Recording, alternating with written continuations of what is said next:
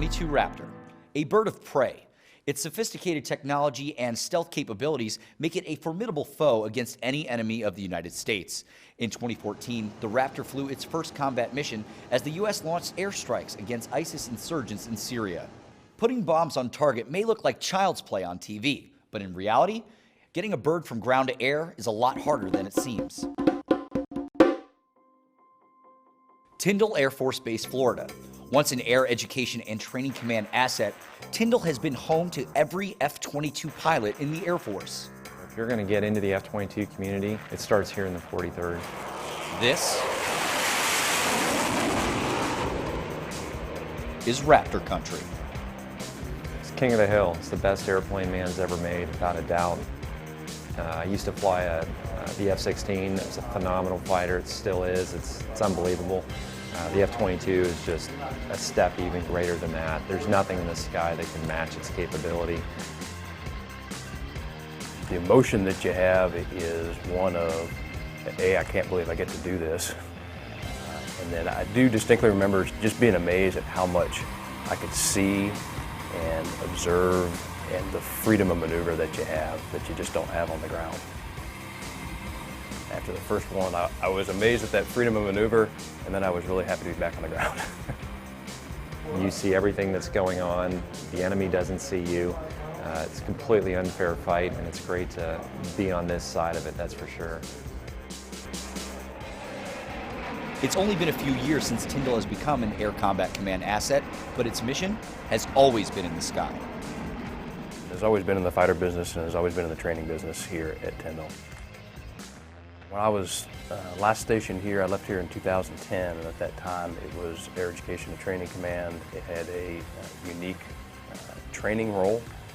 So that aspect of that it was and still is extremely important. It's the only F-22 training unit on the planet, and it trains aircrafts that fly a very small fleet of unique fighters, and so we've got to get that right, and we do. Tyndall's mission is twofold. They are teaching airmen to launch and recover F-22s, but at the same time, staying ready to fly combat missions with lethal expertise. The challenge is to be able to do both of those missions and keep the balance of your wing assets and your wing focus on both of those things. The training mission is critical, and it pays dividends in the long term, whereas the combat mission potentially is much more short term, and the squadron could deploy at a moment's notice.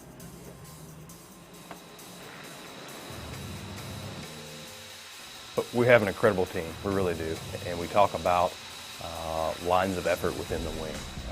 And so each individual in the wing really plays a role in probably all those lines of effort, although they're more heavily invested in one than the other. For example, an instructor in our training squadron is heavily invested in training the future of air dominance, but they play a tangential role in each of those other lines of effort. Lori Bort. I'm an instructor air battle manager here at the 337th Air Control Squadron. As an air battle manager instructor, I'm training the next generation air battle managers to work with international officers and perform any mission that the Air Force has tasked for us. So the role of an air battle manager is to orient and parachuters, solve problems, potentially re-roll assets, bring order to the fight, so fighting through the fog and friction of war, as well as speeding decisions and up-channel assessments to higher headquarters, potentially getting clearance to fire as well from higher headquarters. Into the radar and into the computer systems. Now that my window is halfway open, I am hearing... We're doing a lot that people probably don't even realize. So things like we'll do humanitarian operations, potentially helping out some of the civilian aircraft. We're usually over Super Bowls, making sure that nothing is going on that shouldn't be. If there's any presidential ops, we potentially could fly on those and help those. And then obviously we've got counter-drug ops that we'll work in South America on. And then obviously Iraq and Afghanistan, we're still there each day in the fight. There's people deployed all the time. I put down a pilot as my first choice. ABM was my second. I'm actually thrilled that I was selected as an ABM. I think I'm much more of a bigger picture person, and I like having my hands in all areas, and I think that this career field, from what I know of it, really lends itself to that. Rather than being hyper-focused on a specific airframe or platform, we're really required to know a little bit of everything. The pilot really is looking through the straw, if you will. He knows what he has to do, what his mission is, but there's a lot of times he doesn't know what's going on 100 to 200 miles away from him, whereas that's the view that we'll have. We'll be able to see and talk to assets that are, hundreds of miles away, whereas a pilot is just going to be able to see something and talk to someone within a much shorter distance than what we can do. We are responsible for really prioritizing when it comes to weapons, sensors, and fuel. So that allows us to have an opportunity to really think battle management-wise and really putting a lot of these smaller puzzle pieces together to create this larger picture. There are times where, when I was deployed, we did have the opportunity to kind of hear some of the stuff that was going on the ground. So when you can hear the troops on the ground actually running for their life, and you're trying to direct an aircraft in there to help pull them out and get them out as quick as possible, that kind of gives you a purpose as to what you're doing there. It'll let you know that you're not just there, for no reason. You do have a purpose. There are so many keys to success. It's the speed, it's the power, it's everything that goes on behind the scenes. So from the maintenance crew to everybody that works on the flight line. And obviously, I don't know the first thing about being in the cockpit of an F-22, but from my short time in the Air Force, I think it's just all about relationships and communication. If you can trust the people that you're working hand in hand with, then you're set up for success there. If you're holding yourself accountable day in and day out, then you're going to set those expectations, and you're going to push yourself to the level that you need to in order to be successful for not only yourself, but for the team you're working for.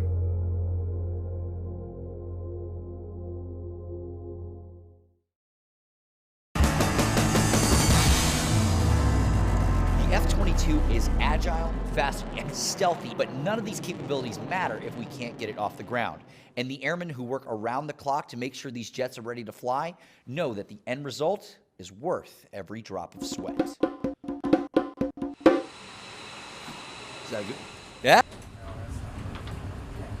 That motor swap is just kicking off us all day. And about time to leave, we're like, we spent all day trying to get it done. We're not just gonna walk out now. You know what I'm saying? It's kind of like you let the job beat you in a way. That's what I like about this job. It's you take a lot of pride in your work and your jet. To me, a maintainer is. Can I be arrogant about it? Your flight line handyman. Not like a grease monkey, You got an 18, 19-year-old airman, male or female, who is given a $187 million airplane, one of the most sophisticated airplanes in the Air Force arsenal. The backbone of the Air Force. I think so, entirely. Is that a metal door or a composite? I think you can tap it on you want, they all sound the same. Nah, I think that's better. You think so? What's your proof on that? It sounds I'll show you how you know. So I'm still learning. I have a lot to learn. The class I came in with, we're still the new guys. So we're trying to, gain our respect on the flight line. Earn our position. So that's about where we're at right now. We're still trying to get in. Wiggle our way in. We have a lot of 3 levels and a lot of 5 levels in AMU who are really just working way above what they should be asked to do, and they're succeeding greatly, learning a lot, but also performing at a high level. surviving the flight line is about having snacks. These airmen are better trained, better equipped, better resourced than it was when I come in. And the airmen are a lot smarter when I come in. A lot of these airmen out here are 3 levels and 5 levels with less than 5 years of experience out here, many new to the jet. So it's really eye-opening. Yes, so I was right. Yes, but that's how you can tell. Maintainers like Airman Williams are key to unlocking the capabilities of the F-22. Perhaps the one thing, though, that sets it aside from all the other jets in the sky right now is its Super Cruise capability. The Raptor can fly at supersonic speeds without using its afterburners, making this jet insanely efficient. Now, even though it gets great MPGs, it's still hungry. To fuel this bad boy up for one mission, it can take up to 2,500 gallons of fuel, and that could take a lot of time. But thanks to fuels technicians on the ground, they can get a pilot gassed up and back into the fight in as little as 20 minutes, thanks to hot pit refueling.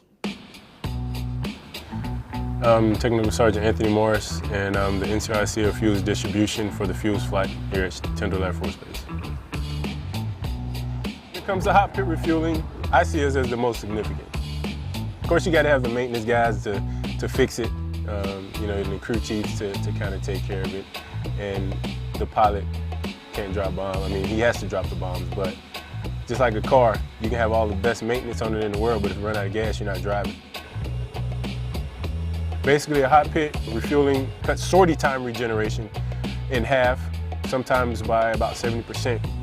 If we're in a wartime situation or any other situation where we got to get aircraft back airborne to be able to go do their mission wherever they're needing to go, we fuel aircraft with engines running.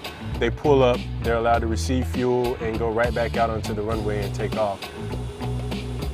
To know that we played that big of a part supporting the 43rd there and making sure that their pilots receive the training that they need is huge to me, because then that basically lets me know that we're doing our job to make sure that the Air Force is getting the best pilots in the world to be able to go out there and defend this country, and that's what it's all about.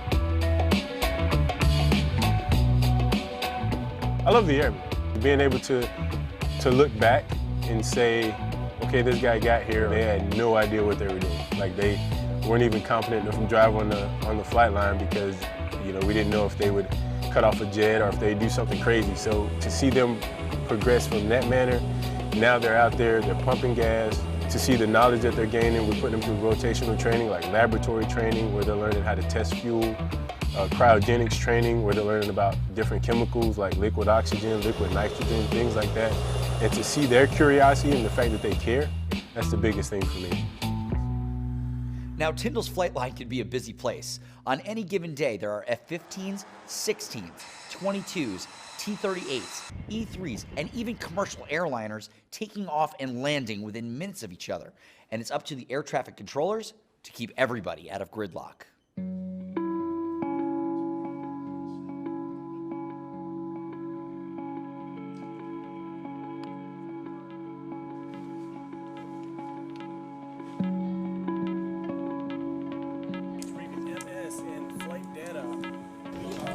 I'm Tech Sergeant Bryce Hamilton, and I'm Air Traffic Controller. Our role as the air traffic controllers here in the F-22 mission is kind of like the liaison between them training, because all pilots that fly the F-22 come through Tyndall in one way or another. They get all their flight training here. So we're the ones that enable them to go out there, do their different types of missions and stuff like that, practice flying in the pattern to get up to speed and hone their skills in order to go out into the actual combat when they need to go and fly for the Air Force. Left on 23 left, right on Charlie, taxi. Air traffic control is one of those unique jobs where every day you come in, it's going to be something different. For instance, here, us in the tower, we control all the airspace from to the surface up to 2,500, 2,600 feet. So all the airplanes that the RAPCON's talking to, they pass them to us, and we control them, land them, take them off, all that stuff, and get them headed in the right direction out to go to the airspaces they're going to be working with. You just got to have confidence in yourself. And before, I would say I was more of a passive type person. This job has definitely made me grow, that I need to, you know, step out on that limb that you're not uncomfortable doing and do those things that I wasn't used to doing, and being strong, be that leader, make the right decisions. We all have our key to the puzzle, because everybody relies on each other in order to get the mission done. The hard work of all these airmen now rests on the shoulders of one. To be trusted with this opportunity, pilots must prove themselves worthy.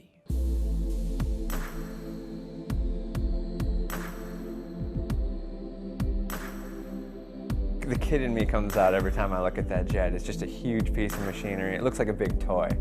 Yeah, every time I'm around it, seeing seeing it fly through the air, it's just awe-inspiring to me. And there's still a little part of me that doesn't believe I'm going to get a shot to fly it. The excitement part is this is one of the coolest airplanes that I've ever seen in my life, and I'm just stoked to get a chance to fly it. The anxious part about it is ultimately the first time I fly it, all the responsibility will be on me. So a little bit of nerve-wracking, but I think it'll be worth it in the end. You know, I wanted to be a fighter pilot since I was a real little kid. I remember building models of F-16s and going to see air shows with the Blue Angels and the Thunderbirds, and I thought it was the coolest thing. My parents were both in aviation. My dad was a pilot. My mom was an air traffic controller. Brother, he's a pilot right now, and so aviation was always in the blood, but my path of life just took me a little bit different direction. I went to college and decided I wanted to be a cop, and then decided I wanted to go to law school, so I went to law school. And then at some point I wanted to serve, so I applied to be a JAG for the Air Force, and I got a summer internship out at Mountain Home Air Force Base and watching F-15s fly by every single day. It rekindled the fire to try to be a fighter pilot. So process for people to end up being a Raptor driver is long. Once you get your commission, after you have your 4-year degree, you have to get fortunate enough to be selected for a pilot slot. At that point, if you get the fighter track, you'll go for another 6 to 7 months, and you'll learn to fly the T-38, which is a supersonic trainer jet, and you'll learn the basics of flying faster and the basics of fighter-type flying, if you will. Typical pilot training is a year. It took me 15 months longer than a year. I had a little medical hiccup in between T6s and T38s. I was diagnosed with cancer, and from there, it was an immediate grounding. I didn't think I was ever going to fly again. I wasn't sure really what to expect for the treatment itself.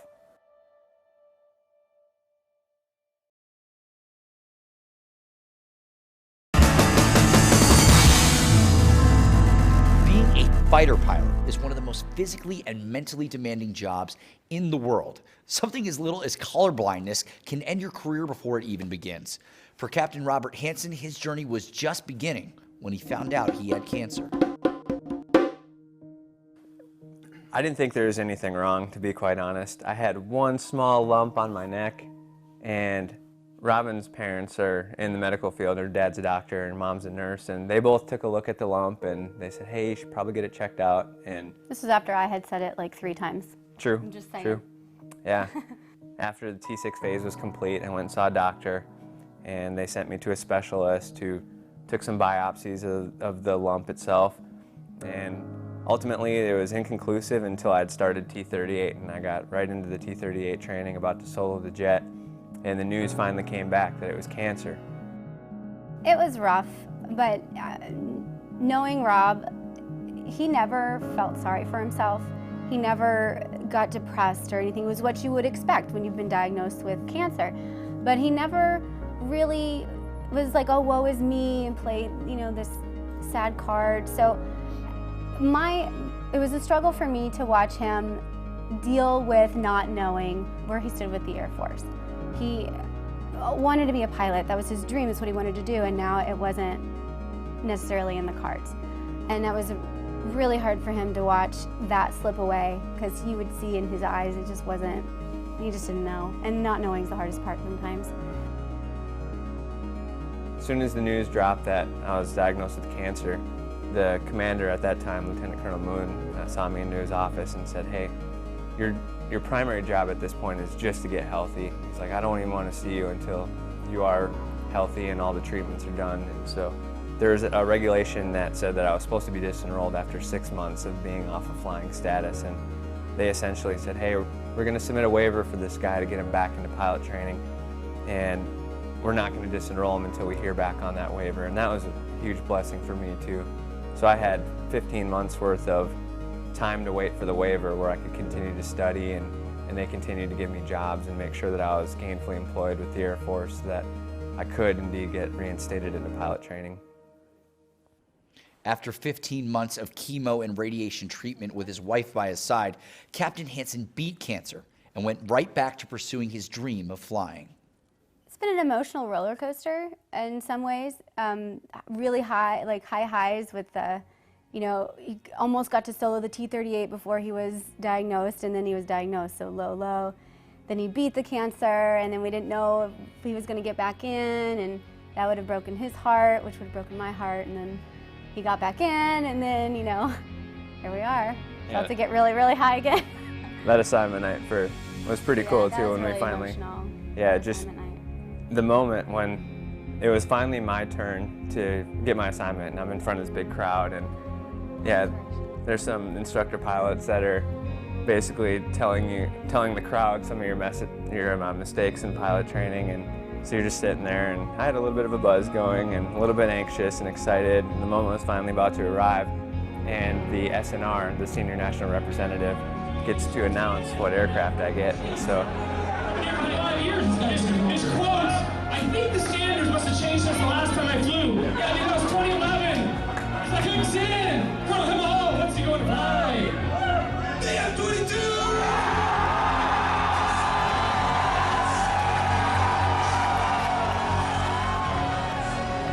It was an amazing moment. I think until the next morning when I saw the patch on my flight suit that they gave me on assignment night, I don't think it really quite set in that I was going to get a shot to fly the Raptor. Among the roughly 30 pilots that were in his class, some got F-15s, some got F-16s, and some got B-2 bombers. But Captain Hansen was the only one that got told that the F-22 would be his. But if you ask any maintainer, they'll say the jet isn't his, it's theirs. Yes, sir. How's 8-9 doing? How's 8-9 doing? So when's that flying again? 8-9? So that's my jet. Well, and as a crew chief, you take pride in your jet, you know, because that's, at the end of the day, the crew chief owns that jet. My jet is aircraft 107. Aircraft 93. Aircraft 81. 94. 72. 76. 91. My jet is aircraft 105. My plane specifically, it's beautiful. I call my jet the ugly duckling because it's not the prettiest plane, the LO's real damaged on it, but it never really breaks. So, you know, when another jet needs a part, they know they can can it from A9. It's gonna show something about your personality and your character. If your jet's clean, looks good all the time. It'd be like on your car.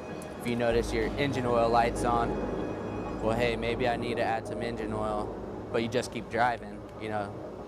You're neglecting your vehicle. You wouldn't do that to a sports car. Why would I do that to my jet out here? Every time I'm put out on my jet, I wash it. I scrub down the whites. I wash any dirty part of the jet I can see. No, actually, my first day on the flight line, Sergeant De La, he showed me the importance of wiping down your whites. Took that to heart a little bit. It's yours, you maintain it, you fix it, it's yours, your name's on it. Okay, you won't find that in the civilian world. Think about you as 18-year-old. Where was you at, 18-year-olds? Did you have the stakes as high as these men and women have out here? APU! And, you know, every day once you put a pilot in the air, that pilot's life is in your hands. So that's very gratifying, knowing that, you know, you're keeping somebody safe. Even though, you may not always think of it that way, they may not always think of it that way, but it's always, that is the case. You know, you hold somebody's life in your work. For Captain Hansen, it's taking the support of literally hundreds of airmen across a multitude of career fields over the last 6 years to get to this point. Finally, the day has arrived where Captain Hansen will take his first flight in the F-22 Raptor.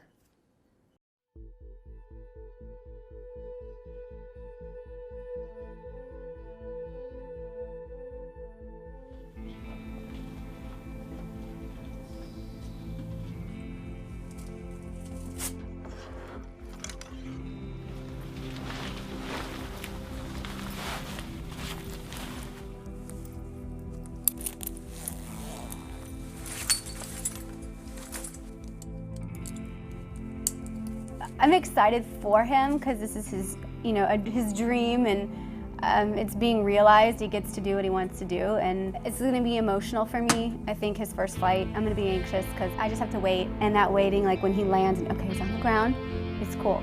And then it'll slowly go away, and I'll feel better about it and stuff, but it's just going to be really really cool to see him climb that mountain finally, I guess, because it's been a rough go. But I'm also really proud of him for all the hard work he's put in. He's worked really hard to get here and to get this plane, and it's really cool to see him excel in what he's doing.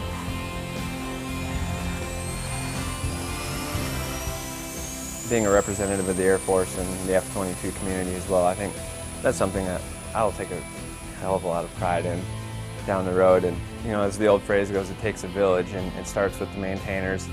Make sure the jet's ready to go. The instructor pilots in both the academic arena, getting us prepared to go to the flight line. The instructor pilots teaching us what the expectations are on the flight line. Air traffic control towers, ground crews, there's radar controllers out there. It's really a whole team concept to get the jet in the air. The pilot is literally just putting the aircraft through its paces of what it's supposed to be doing, but man, without the pilot, the jet can't fly, but without everybody else, there's no way that pilot can even get to the jet.